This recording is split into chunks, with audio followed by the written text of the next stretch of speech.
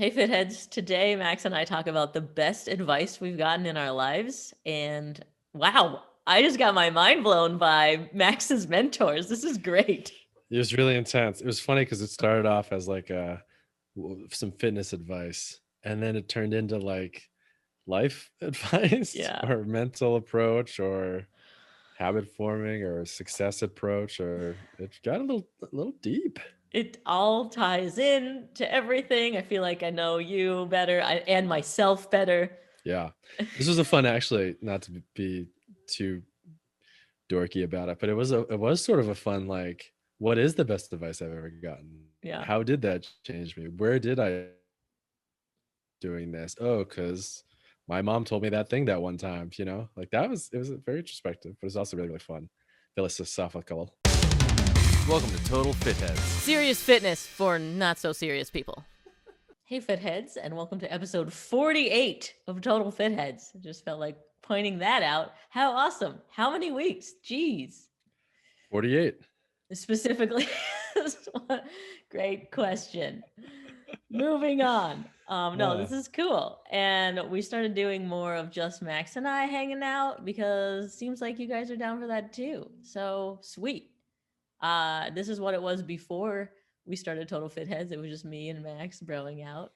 And then we turned on a microphone and brought on guests, but turns out we can do both. yeah, it started with us nerd burrowing out, and then we were like, we should ask somebody. We should throw a camera on.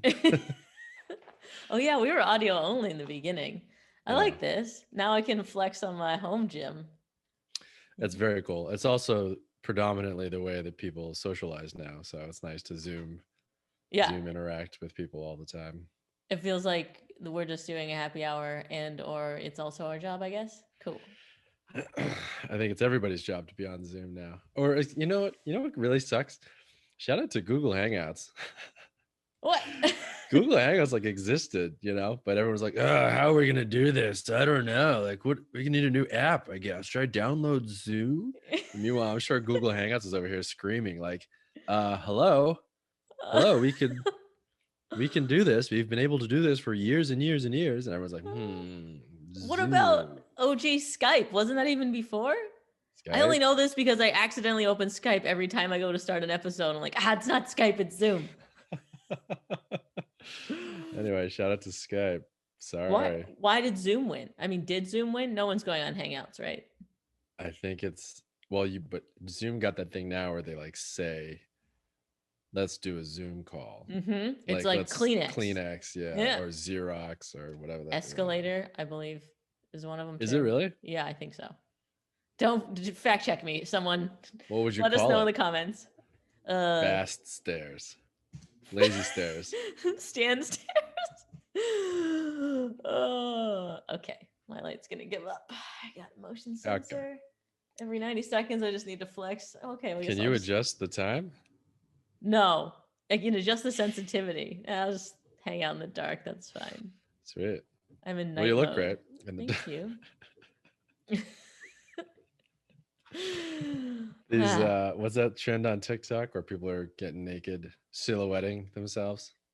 You Oh, ever seen that? I should watch more TikTok, I guess. It's they're in a doorway, and then they like look crappy, and then the beat drops, and it's a red light, and they're in a silhouette, and they're usually either naked or underwear, and they're like supposedly looking hot, shapely, I should say.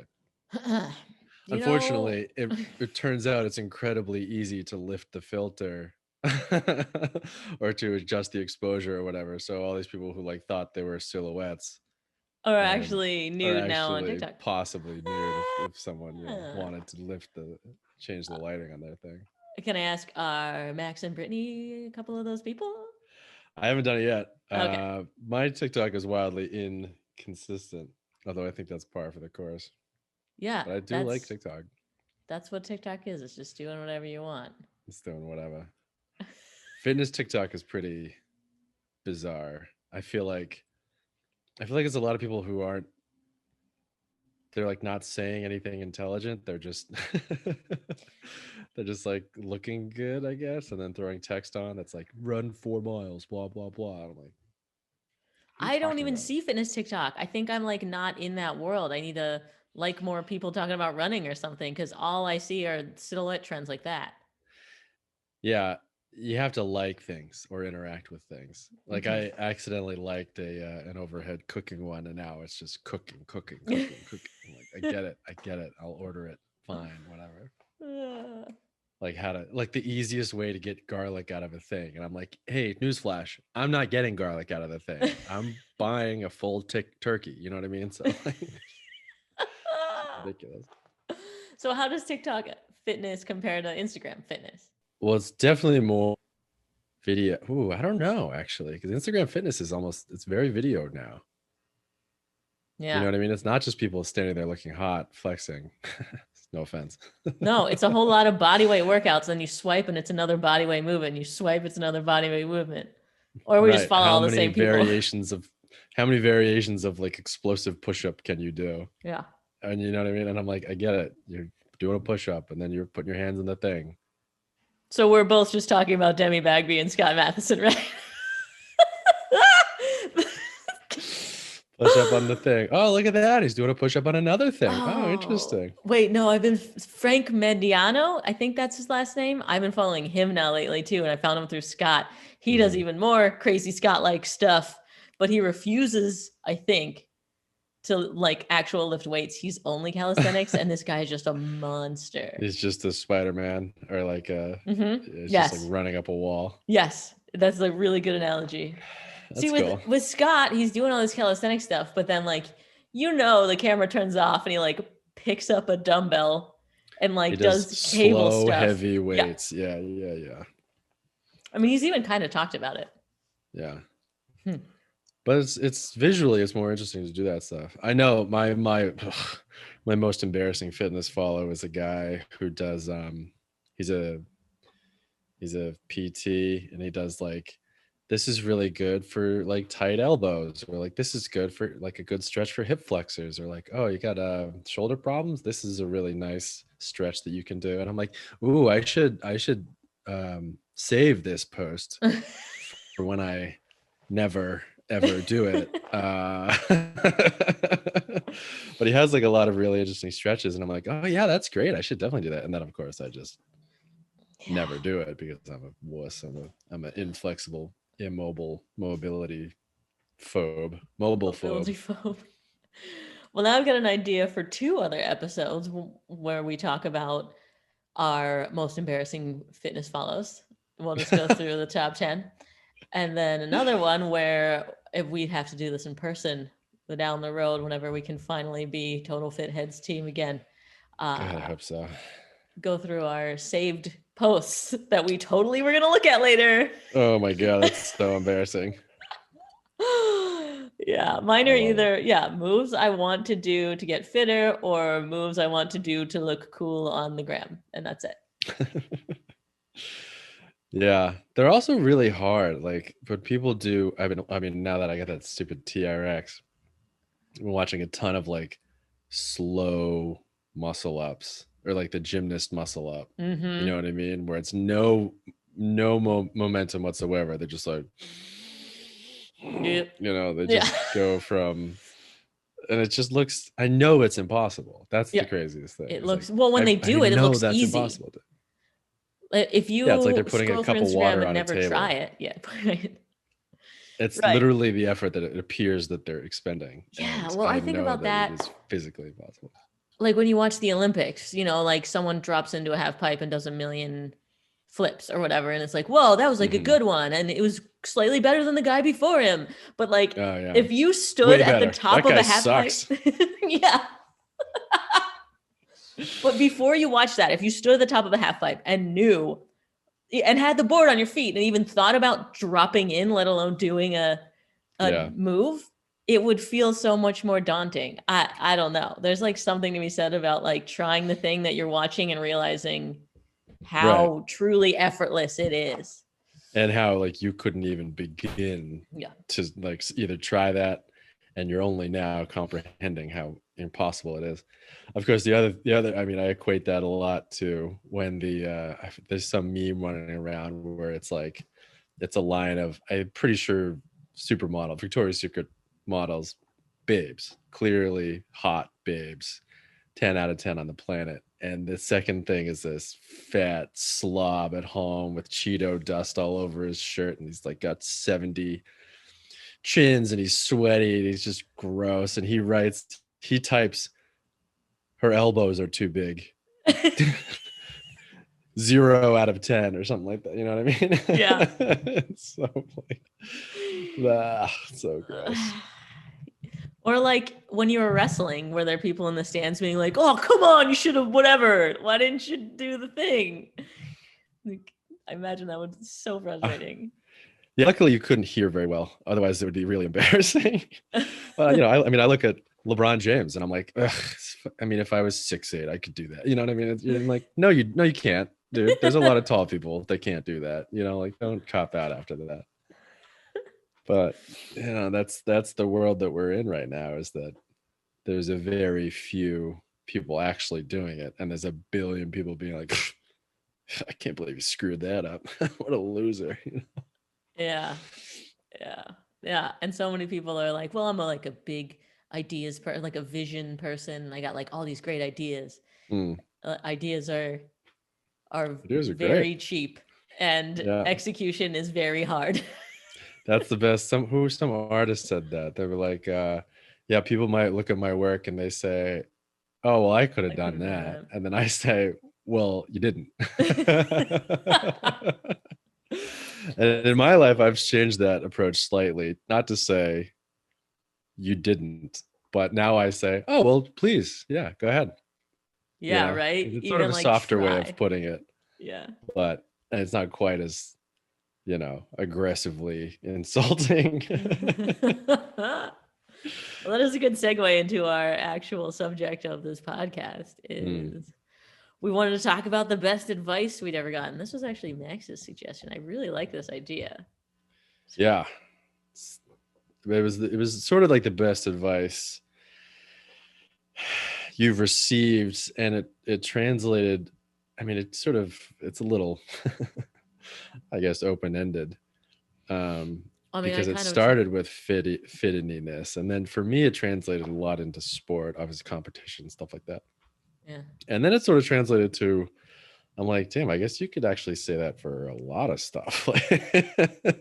You could say, that works for business or relationships or whatever. Like there's a lot of stuff on that. I have a weird list. But yeah, it started out with like strict fitness advice, and then I realized the advice was getting more general. So I'm sort of all over the place. Yeah, well, I had trouble kind of delineating between like advice I'd gotten and just like tips I'd picked up elsewhere. I guess I think of advice as like coming from a person having been said to you. Do you feel like you had a lot of mentors like that, people that were giving advice versus like just, seeing an Instagram post that helped? Yeah. I got a lot of I got very lucky. I had a lot of very, very good coaches and trainers and stuff like that. But I also had a pretty good ear for, like, dumb people would say, have a nugget of gold every once in a while. I'd be like, wow. Okay. I'm writing that one down. That was amazing. So I think I did get lucky. I had really, like I said, good people in my corner or whatever. But I mean, anybody can surprise you. And also I watched a ton of movies. So I realized like a good chunk of mine were just ending up being movie quotes. And then I was like, well, should I even involve these? Because they didn't say it to me. I just watched the movie, but it works, but it didn't. But I don't know. So specifically movie quotes, not like actors saying things or whatever. Right. Okay. In the movie. So I guess it's more from the writer than the actor, I guess. And then like I remember specifically there was one. Big Bang Theory gave me some really great advice. Yeah, helped me fix my deadlift. I remember there was one where it was The Replacements, which is a football movie about there's a strike in the NFL and they have like replacement players. Keanu Reeves in it, Gene Hackman. It's awesome. It's very funny. But at one point, he's psyching them up and he's like, this is our last game. You know, the strike's gonna be over. All you guys, you're not gonna have a job tomorrow, but you know, there is no tomorrow for us, and that makes us all very dangerous people. And I remember thinking, like, yeah, that'll psych me up for my next tournament. Like, there is no tomorrow. And then I was like, yeah, there's a tomorrow. There's a tomorrow. There's a day after tomorrow. There's a weekend. It's only Wednesday. Like, what are we talking about here? And then I was like, oh, maybe I should bring it back a little bit. Stop being such a goon. But it works. What did you have on your list? Or do you want to? Yeah, How did you come up with yours? Oh, how did I come up with mine? Yeah, I don't know. I guess I started with fitness stuff, and then like went to more like performance. I really tried to stick in the at least like fitting in with the theme, but there are a couple where I was like, oh yeah, the first thing that came to mind on best advice is like what I answer to everyone asking this question. You know, you always get those kind of like whether they're interview questions or whatever. This seemed to be like one of them, and I had one queued up, so I figured I'd talk about that too, even though it's not at all fitness. Does it help you get fit? What is it? Well, now I Not yet again. You've Okay, piqued well, I my guess interest. sure. That'll be the one first. So it was actually from a book about networking and being better at just like social interaction. I don't know, like I'm sure they didn't title that book, but basically I was like, I'm bad at people. I should read this. Anyway. But and like the whole book was like kind of garbage, and like to what you were saying about like sometimes you just get a nugget out of nowhere. Yeah. They did say one thing that like changed my life in terms of being around other people, worrying about small talk, because I would always be concerned about that, and their advice was ask about what you're interested in.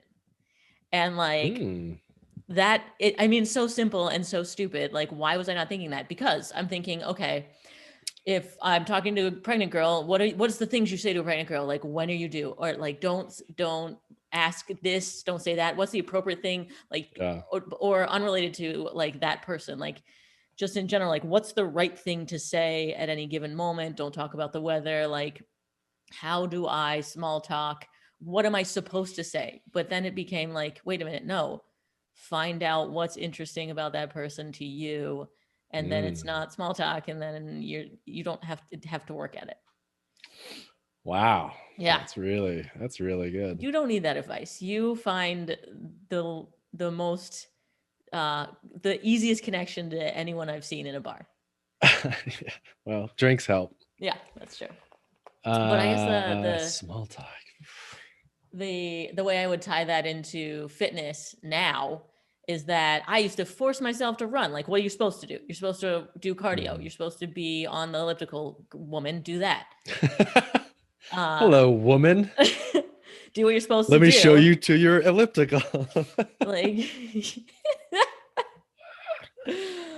but no, do what you're interested in. Do what is fun. Go do some Olympic lifting because it's interesting and keeps you captivated. Find what's captivating. Do that. Like Don't feel like you need to figure out what's right. Whatever is interesting is what's right. I like that. And it'll keep you interested. Yeah. That's why I also don't have to worry about being motivated. Yeah. If you're bored, then you're boring. Ooh, that's a tough one. Yeah. Well, you know, they say small talk. Small talk's for small people. So this morning I weighed 126. That's pretty good. Yeah. That was a good one. Thank you. Weird. And you? My first one, the first one that sprung to mind. I guess that's a good way to start. Yeah. I remember I was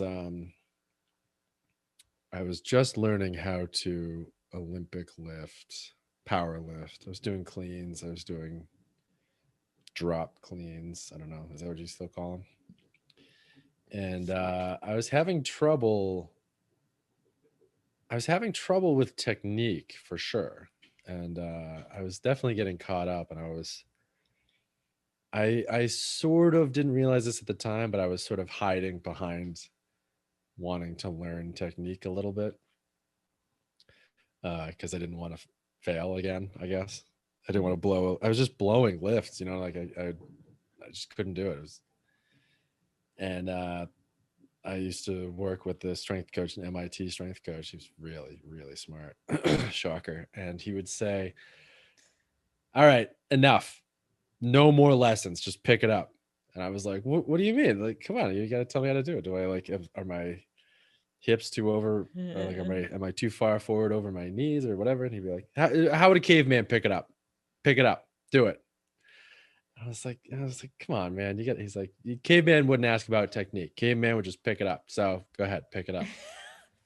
And it drag was, it by its hair to the bedroom. yeah, hit it with a club. It was a funny sort of combination. You know, I think about that a lot. How would a caveman pick it up? Because it is sort of, I did need to learn technique for sure. And over the next weeks or months or years or whatever, it's not a simple move, a clean. It's not overly complex, but it's not simple.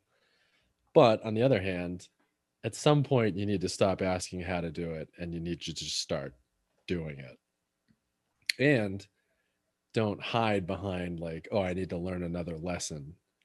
And I hear that sort of sentiment in a lot of other fields, writing especially. People love to talk about like the thing that they want to write, and they talk about it for longer than it would actually take to write it. Yeah.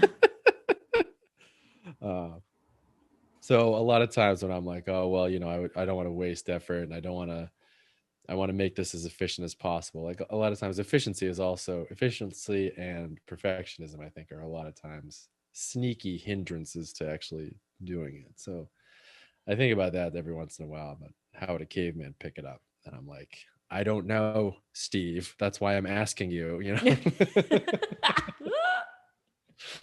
But he was right and I was wrong. And especially then, I mean, absolutely. And he called me out on it, which is cool because I wasn't going to call myself out on it because I was a wuss and I was 15. Oh, poor little 15-year-old Maxie. I know, because I'm like, Steve, it's not it's not a boulder. Right. Oh wait, It kind of is. Because then I'm sure it'd take me out into the woods and we'd find a boulder or something. I definitely get caught in my head too. I can appreciate that. Just like, yeah, sometimes I step back and I like just viscerally be like, okay, explode it the heck up. Like, what is wrong with you? Yeah. Stop trying to put everything in the right spot. Yeah, that's cool. It's a good one. Yeah. 15 and too. I've never heard it anywhere else, really. That's what's kind of weird about it. There's like a couple of lessons that I think I know, and I'm like, does anybody else know this? I hope I'm right, because I've never heard it anywhere else, but it seems to me it works. All right, well, my next one is also about barbell lifts. And this is the one where I was like, well, I guess it's not advice because like it was given to me by Sonny Webster, who's just like a really cool dude I follow on Instagram. Like it was a caption, but it like made a big difference. There's a motivational quote. Oh my gosh, that's so embarrassing. Okay. First of all, every morning I wake up and I open this post that I have saved on Instagram and I read, I'm kidding, it's not a motivational quote. It's advice on how to lift. Frozen lift with face. your heart and your quads. Not in that order. Not in that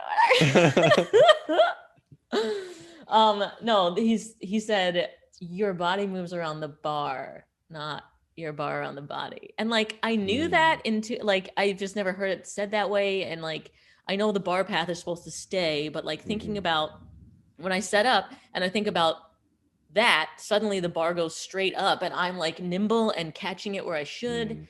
And I guess it's just like an interesting reframing of all of that garbage that you were talking about. Like, no, give me the technique and how do I whatever. But Right. that one cue was able to make me put all of that together into one thing and allow me to get out of my own way or get out of the bar's way and catch a snatch.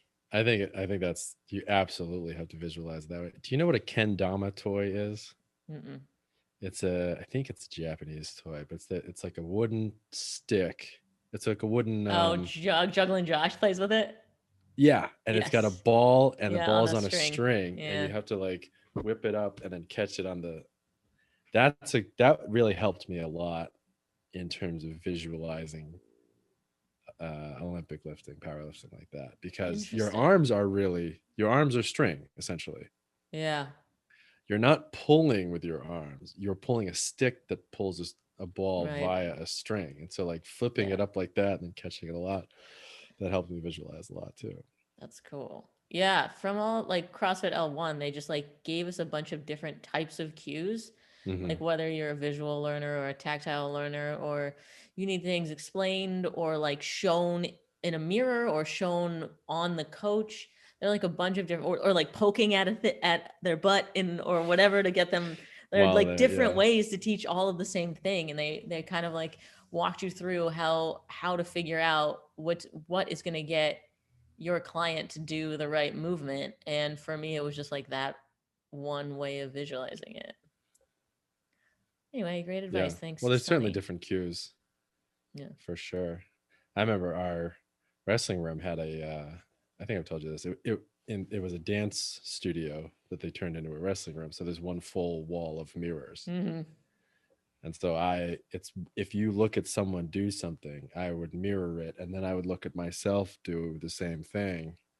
And it helped me tremendously to do the moves. Although it was a little embarrassing because other teams would be like, "Why is this kid staring at himself in the mirror the whole time? It's really arrogant, and then he's kind of a jerk." And I was like, "Yeah, well, get out of my dance room," you know.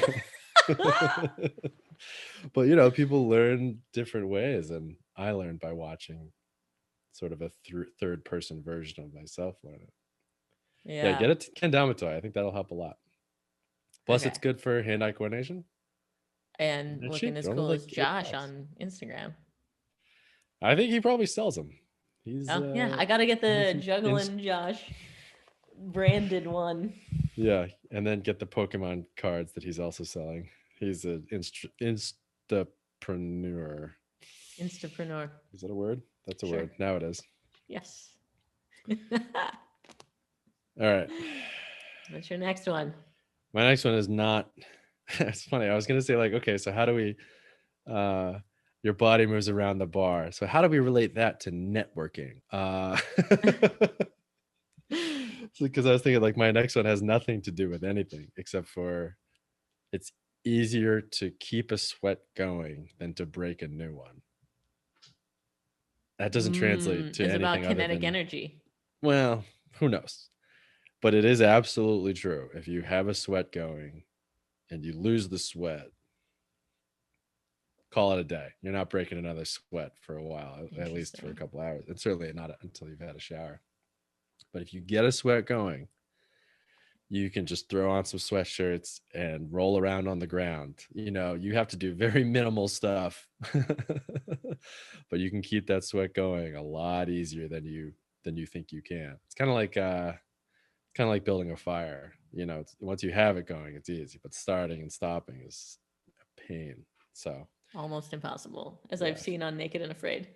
It's This not is great. kind of what we talk about with creative and career stuff too, because if I have to get my camera out and set up my lights, like that is breaking a sweat. But if all of my stuff is ready to go and all I have to do is step over here to keep doing what I'm doing, then like I will continue working. And the more I can remove that friction to Those hindrances, yeah, create stuff, the better. It doesn't translate perfectly. That's a really good, but like, think about someone who's creative all the time. If they're trying to write a book or whatever, they don't just sit down and crank out 300 pages straight. you know they got to stop and take a walk and do whatever. So I don't think I don't know what it translates to. I wish I had a higher philosophical but if for some reason you need to get a sweat going, or for some reason you need to keep a sweat going, you gotta. So one long session is easier than 2 a days, is what you're saying. Yeah, I think it's a million times easier. Or I guess I should also point out that if you ever stop your sweat, call it a day. Huh. Like if you've dawdled enough that you've lost it, then take a hike, go home. Well, I did like a mock powerlifting competition and experienced that because there was so much time between my bench, after my Yeah. squat, then bench, and like I'm also filming it. So like there's stuff in between. It was actually similar to a powerlifting competition because like there's a lot of sitting around when you're competing. By the Yeah. time I got to my deadlift, I was like not at all, like I was cold and tired. Yeah. That's tough too. We had tournaments where you'd wrestle and then you'd have like an hour off You would and you lose that really got to sweat get and then amped break up. Yeah. another. And it's hard. It's hard mentally too, because you got to be able to.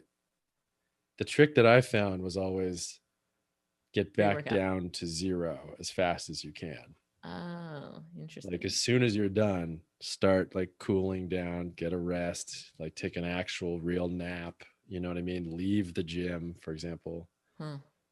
if you can, and that helps a lot. Like actually getting rest, because if you're up high and then you don't even settle down at all, you're up high. You start already kind of tired.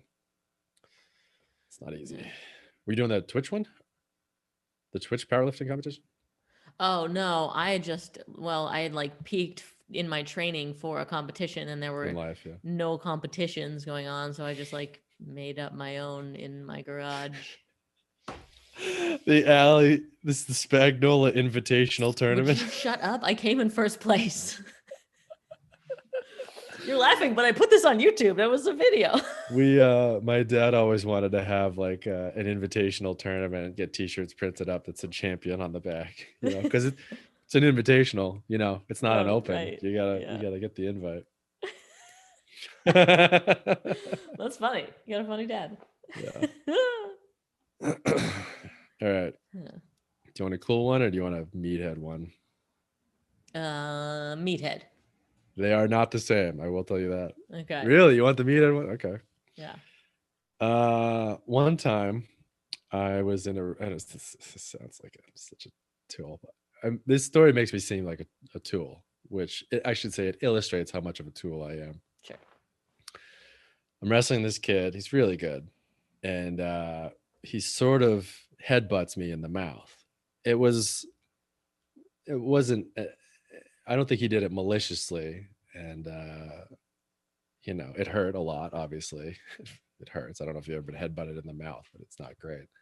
So I'm like bleeding a little bit and I get cleaned up when I come back.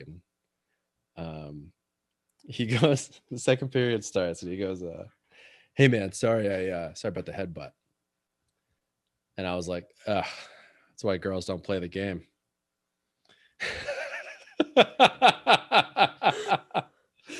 And he gave me this look like, what? Who is this guy? Like, what a weirdo. And then I just kicked the crap out of him after that. He was like totally checked out. He was completely psyched out. And he was like, this kid's a lunatic. I was down like 7-1 and I won like 16-7 or, something like that. Some ridiculous swing.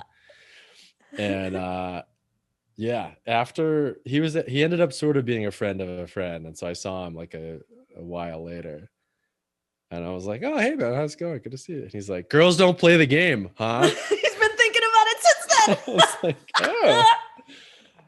And it was a weird, I guess the lesson is like, fake it till you make it. Because at that point, I was like, man, my mouth hurts. That sucks.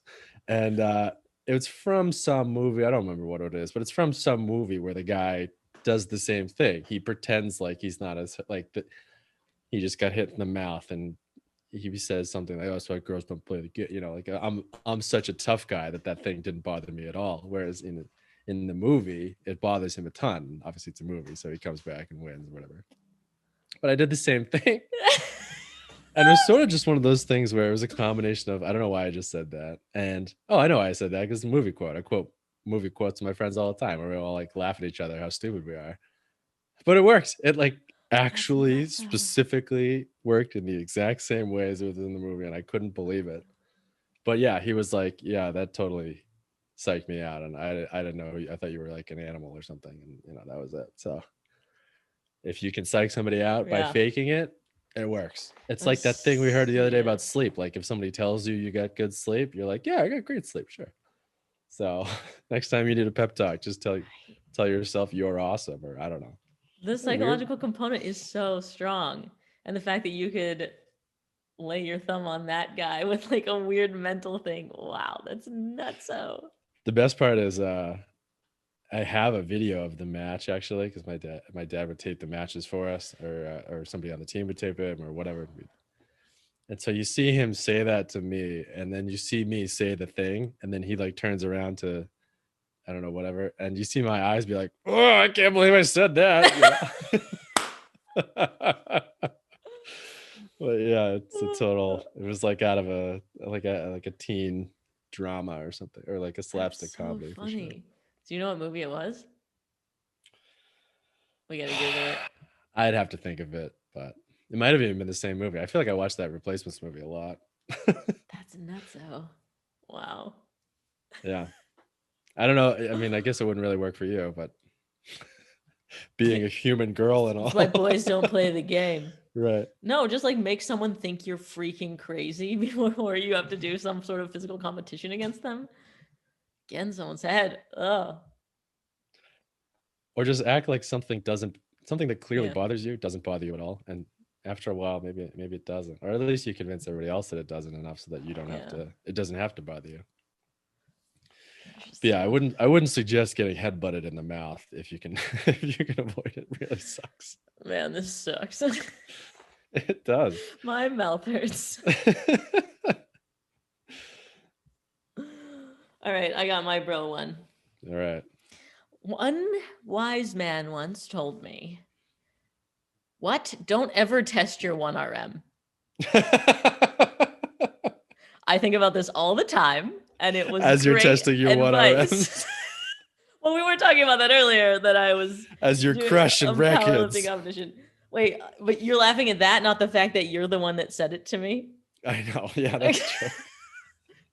You were the first person to ever say to me, like, no, that's not only you don't have to do that, but you shouldn't do that. For the and record, everything leading you don't up until, and you shouldn't. Yeah.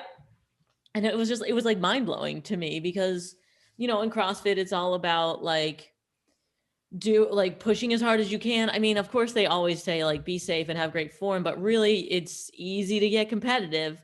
And then like Olympic lifting is all based on percentages. So all the time you're looking at what your 1 rep max is and doing a percent of that. And so like, of course you want to move your 1RM up. You want to test it. You want to go to powerlifting competitions and lift as heavy as you possibly can for one time. And then you were like, no, don't ever do that. And it was like, oh, right. I don't have to. And in fact, it's probably a bad idea. It's a terrible idea. The only thing it ever really gets you is injured. But okay. But there's also like the risk, I think, is not worth the reward, but I still chase after that reward because it does feel good and fun to just like warm up and to taper and warm up to, you know, peak for something like that. Yeah. Or not just peak, like, right? I would do it like, oh, I haven't snatched in a while. And the first movement I do that day, and I'm nice and rested, is to see how much I can snatch, you know? You know, if it helps you train, it helps you train. But no, it probably hinders my training. After I try to snatch 1RM, then the rest of my workout is slightly crappier. Like I'm only harming myself. Yeah, it really is just like hero ball. I would say if you're chasing that dopamine, realizing that something that was pretty heavy is now flying up and down for you, that's a similar good feeling, and you can sort of feast on that if you really need that ego nurturing.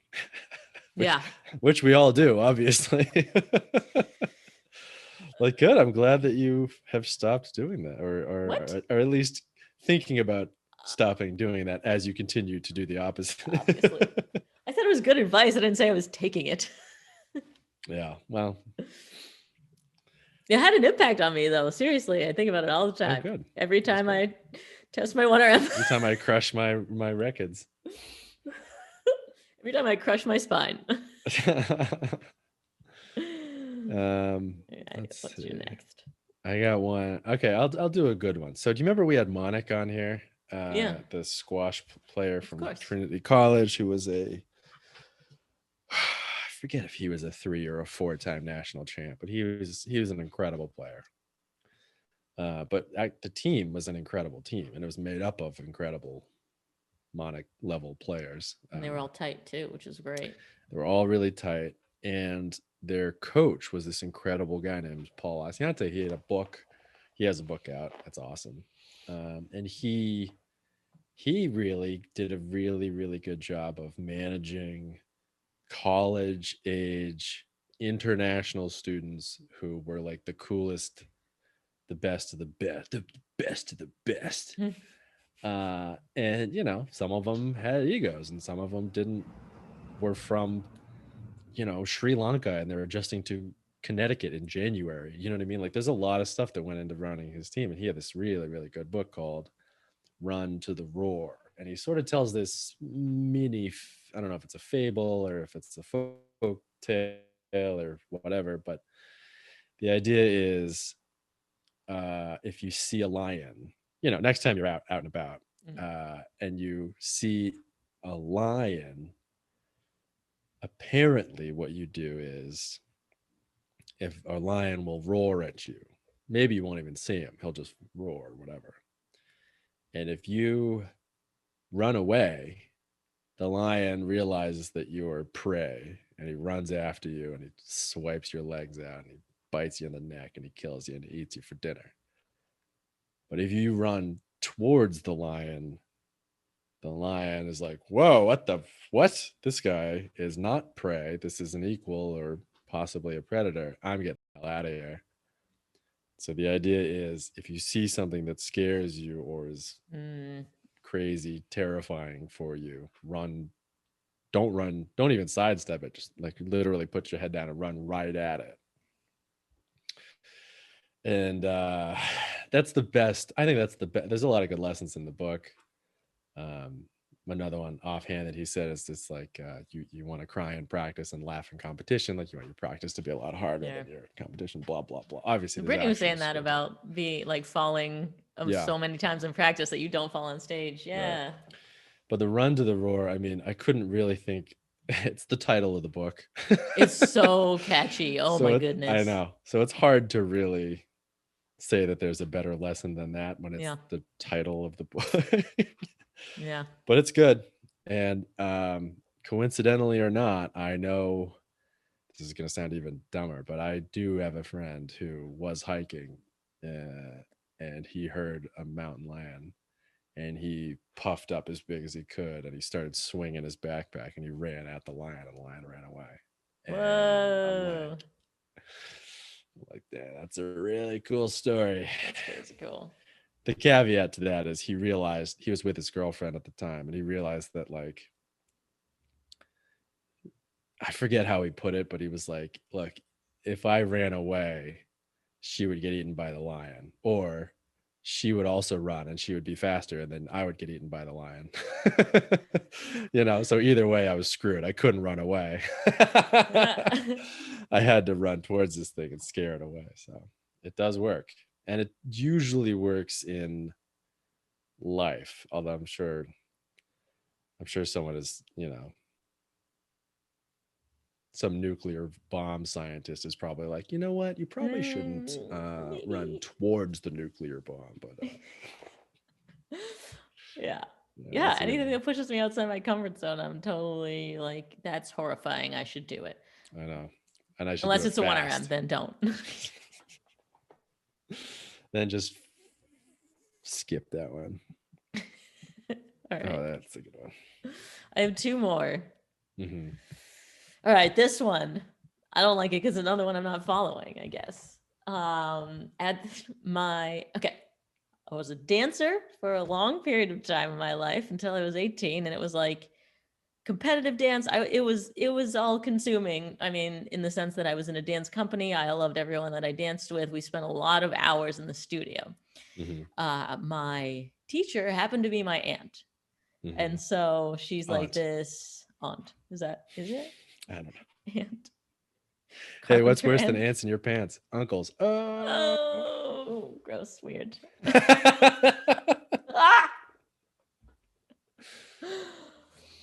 All right, Your so teacher's your aunt, your yes, auntie. she's already this figure that we all look up to, and now I'm related to her, and so even more so, she's like held on this pedestal. And at the end of every recital, she would say the same thing. We'd all finish our dance, it was the culmination of the year and like showing off what we'd created. She comes out, accepts flowers, thanks everyone, and would say, oh, wait, she got this advice from Julie Andrews. I forgot about this. The line is Julie Andrews once told me. So, Whoa. yeah, casual. She's Cash, also yeah. incredibly talented and knew Julie Andrews. Great. So, anyway, Julie Andrews once told me an amateur does it until they get it right. A professional does it until they never get it Can't wrong. get it wrong, yeah. Ugh. I hate it. I love it. I hate it. No. Let me follow that up with I now have a career that rewards just getting stuff out as fast as possible. So as a musician, I No, do it the until I get worst. that one perfect take. And then that's the last time I ever do it. So what you see on the internet is the first time me as my amateur self got it right. And I will never again get anywhere near never getting it wrong because I throw it out and start on the next video because now we're done. I So I know. am a professional amateur, according to my aunt and Isn't Julie that so Andrews. frustrating? I think about that all the time now with videos and stuff. Reels, Instagram reels. They're like, okay, well, we need you to do at least 3 or 4 times. Remember we had that meeting with what's her name? And she was like, well, like, why are you so like, why do you want your Instagram to be so like beautiful and curated? And you were like, my art degree. Because She like was I like, have, I have like an aesthetic whatever, just get it up belief. there. I wish people would sort of focus more on getting to that level, but at least that's a nice feeling. Now Yeah. you know how to be a professional if you needed to Yeah, be. I guess. I mean, right. There's no touring now. I used to at least like rehearse my show enough that I could do it Yeah, well drunk. live, drunk, right? And now it's like, nah, you get this right for one take. That's all you need. And then move on. Yeah, that's a tough one. It's not tough because now my body of work is larger. I just like keep thinking about that statement that yeah, I'm a freaking amateur. I guess I'm not good at anything. Yeah, I'm a professional amateur. That's exactly how it is. Yeah. Which is why those stage shows interest me too, because those people that go on like X Factor or whatever that is, they're performing that one time, but they have to be so good at it to get it that one take. It's like, geez. Right. And it used to be that with even like recording musicians because studio time is so expensive. You would have to Right. know your song, go in and get it right as cheap as possible and get out. Get in and out. Yeah. And now I'm like sit in my bedroom and do it a million times until that one time sounds good and then keep it. Yeah, and then pretend like that was the first time I did it. That's the other thing that kind of goes along with it. I don't know if I'm like getting a little too old. Get off my lawn, old from my britches. Is that In my like day. there's but even when I was a kid, there was this. What was cool was not trying that hard and doing pretty well. Like not trying that hard and getting a B plus, A minus was the coolest thing you could be or do. Trying really hard and getting an A plus was like second place, and then failing was third place. But you know what I mean? Yeah. Whereas it shouldn't, A plus should be first place. And so I don't know if I feel like there's a little bit of overlap, or maybe that was just me and like the kids I grew up with. But I feel I've trying really hard noticed shouldn't be uncool. Trying really hard is cool. Trying really hard's really cool. Okay, well, have you noticed on Instagram there's this like running caption that's like you have to like this, it took so many tries or whatever. Yeah. And now this ties into what I was talking about, standing at the top of the half pipe and being like, oh, wait, this is incredibly hard, not just like, whatever, you're just watching some guy do a move. On TikTok, everybody is creating. And so when they see something made, they reverse engineer and are like, how would I have done that? Whoa, that's really hard. Like, I can't imagine how hard it was. And then they appreciate it more. Yeah. And so this whole like captions of like this because this Don't is the let this millionth flop. take. Yeah, I tried too hard, don't let it flop. I feel like there's a culture of trying too hard is okay now. Good. It's back. We're I back, mean, I baby. don't know. I mean, as a professional try hard, I Yeah, think it's great. seriously. That's good. Yeah. All All right, right. I got another meathead one. A lot of mine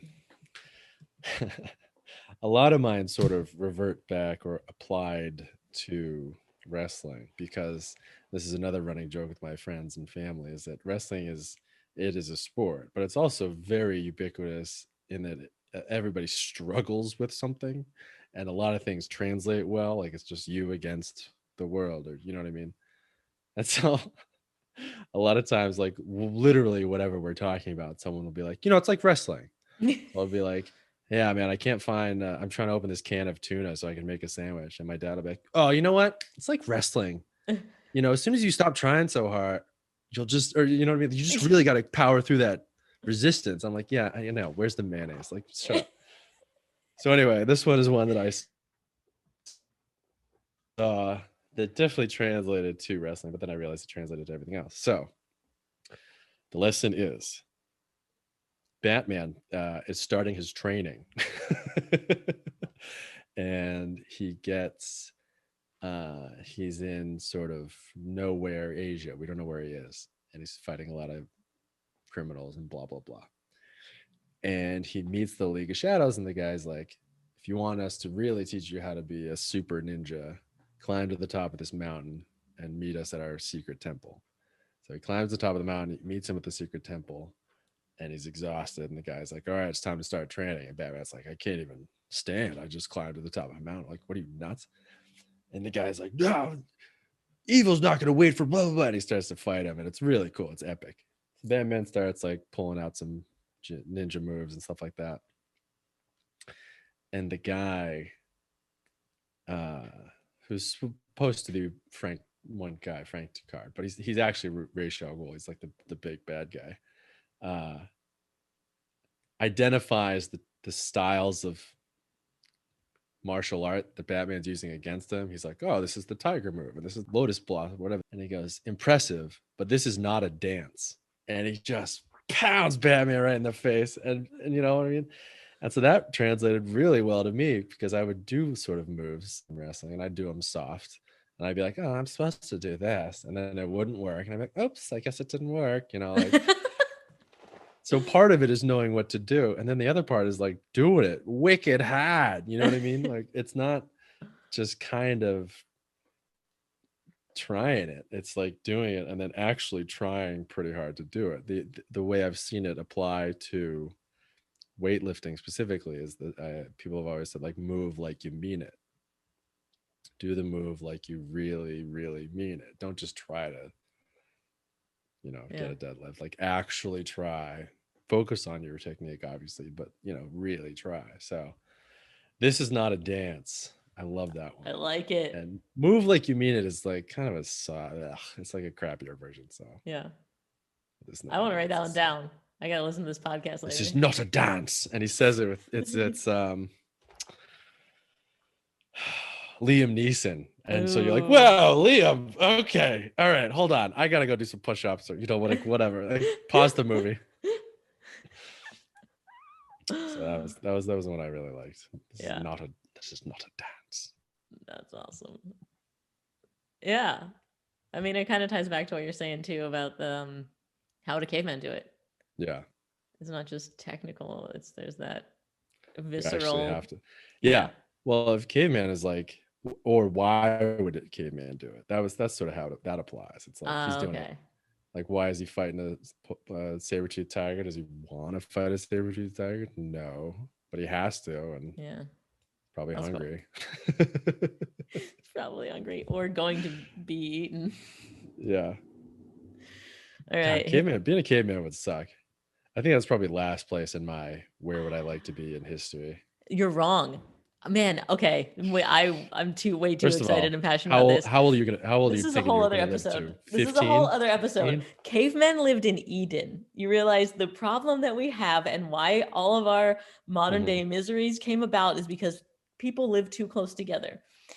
When we had enough room, we would just walk through and eat freaking mangoes and lay in the shade all day. And then when we started like clans started overlapping, that's when we started like having social fighting issues, right? And then when we ran out of stuff because there wasn't enough space for all of, that's when we had to settle and then start farming and then where we live, bleep that.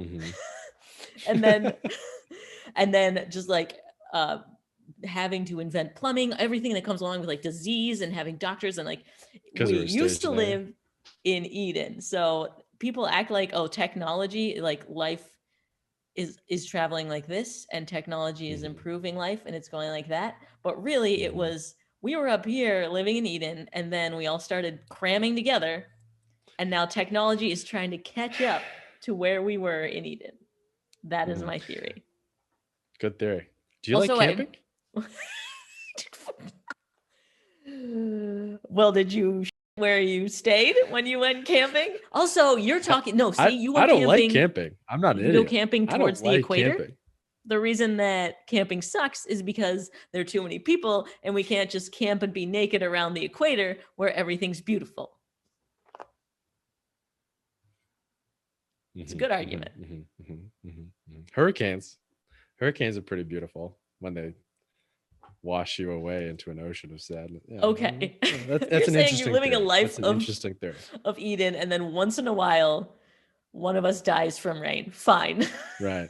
And then we both lived to a combined age of 20. Yeah, right. 28. But we're paleo. Yeah, we're all at least we're shredded. We're climbing trees like Cliff Harsky. Yeah. God, his Instagram is incredible. I know, so ridiculous.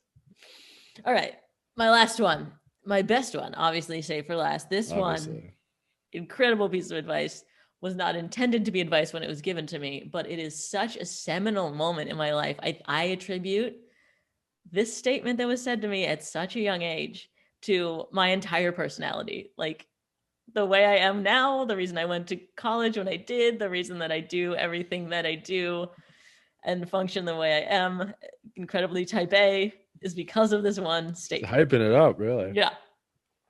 I hope my mom's listening because it was from her. You know, when you're a kid, like this is grade school, right? And they say like get 3 glasses of milk a day, like that's good for you. That's healthy. That's good for your body. And I never would. No one does. Are you insane? Who has 3 glasses of milk a day? Also, I think it was like the milk industry that was feeding us milk. that. So whatever. But one day, what? It was big milk. Big milk. Pharma, big milk, big Bowflex. Those are the 3 most dangerous industries. Big Bowflex. I need one. Drink milk on it. Okay. So I finally had achieved one day of getting 3 glasses of milk. I did it. I was like, holy crap, look at me. I'm healthy. And I told my mom, and she said, that's good. Do it again tomorrow. Oof. Not oof. I mean, I guess oof. It wasn't like at that moment, I wasn't like heartbroken. I was like, oh, yeah, I know. that doesn't mean that I've succeeded. Like long-term strategy of repeated activities will help you reach the goal. Cut to, I eat the same thing every day for breakfast, have an Instagram about it. I am an incredible habit former. I am incredibly type A. I will do something for entirely too long. I will podcast 48 episodes. I love it. I just never quit anything, and nor do I feel accomplished when I do one thing. It's like, no, how consistent can I be? How can I stick to it till I see results?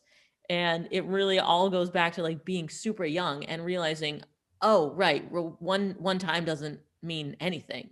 It's about creating a habit to get to the goal. Right, system. It's not doing it, it's making a habit out of it. So how do you know when you've done it? Oh no, I'm never happy. Yeah, I'm a sad failure because You'll never get enough milk. More milk. Wow, that's a good one. Yeah, and it almost ties into like it's about the journey, not the destination, right? It's not like you need to check off the box of having had enough milk. It's like every day is getting milk. Mm-hmm. I don't know. It's love it's it. messed up, That's a and I really can't good say one. that like my brain is healthy, but I can say I make habits really easily, and I am determined and driven, and who knows if it's doing anything or is good for me, but I think that's why That's I a good am. one. That's a really great one. That's great. Do it again tomorrow. Good. Do it again. Ugh, yeah. I have that feeling when I'm like, of course. She usually remembers saying it to me, and it's like so burned in my brain. And I've told my mom that. She's like, "What? That doesn't sound like me." I said that? That was the radio. That's a good one. Your That's a good accomplishment is nothing. All right, what do you got? I think that's the one to end on. Yeah, I mean, it's way better. My last one is not great. yeah, it's Comparatively, fine. it's horrible. Well, don't worry. We'll do another episode of Total Fit Heads. We'll do it again Okay. tomorrow. Well, if we want to talk about something incredibly inspiring, you got to eat big to get big. That's it. I was like, what are you talking about? He's like, oh, you try to put on some weight. You just got to eat more. I'm like, oh, okay, cool. So then I did. I had like a lot more roast beef and I gained like 30 pounds. So it's either tuna or roast beef. Roast beef is a good one. I unfortunately love salted cured meats because they're delicious and I'm a human being. But I realize that they're not the best for you.